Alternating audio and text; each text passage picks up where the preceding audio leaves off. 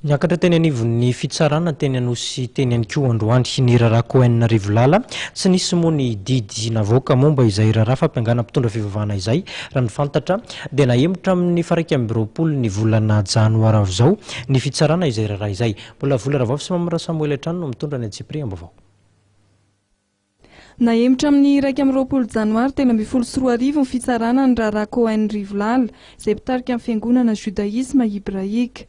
Araka ny fanazavana nentiny dia noho ny fangatana izay nataon'ny mpitoro na mpihemotra amin'ny fitsarana azy. Nangataka zany ilay mpitoro izany hoe rehefa hitany zany fa tsy mitombona ny zavatra nataon'zareo zany le hoe hanapotena an'ilay Cohen Rivolala ary hitany izy fa vorika le zavatra nataony zavatra fosika.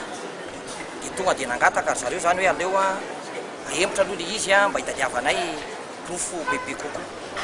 Dia nahemotra le izy zany amin'ny 21 janvier 2013. Any amin'ny 2013 zany tsika mihaona. 2013 zay zany efa vonona fa zareo nahemotra le izy. Tena marina amin'ny fio zany dia misy tahotra ao ambadika ao. Matahotra ary olona reo ary fantatra ihany koa le olona mpanao politika zany ao an-damosiny io.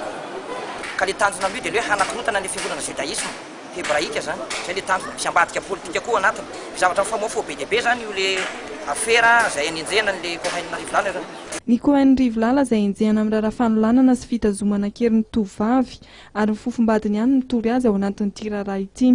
Entina fotsiny hoe andotona an'ilay dosiako zany hoe misy fofombadiko zay zany dia io zany nikaramaina hoe tsy volena izy nefa olona nalaina teo anivon'ny ny ray aman-dreny natrehana olona hatramin'ny 500 personnes nanaovana fiancé anay. Inona moa ma séquestration an'izany? Inona viole olona mpifamofo ve moa tsy hiaraka rehefa tonga fotoana iarahana? Fa zay le izy hoe entina fotsiny le izy hoe amelesana ary ny tanjon'ireo olona reo zany dia hoe rehefa tsy dia potehako. Laza ny Cohen Rivolala fa mahatoky ny fitsarana ny tenany ary miandra-pitoniana ny fitsarana izay nahemotra amin'ny 1 volana janoary 2024.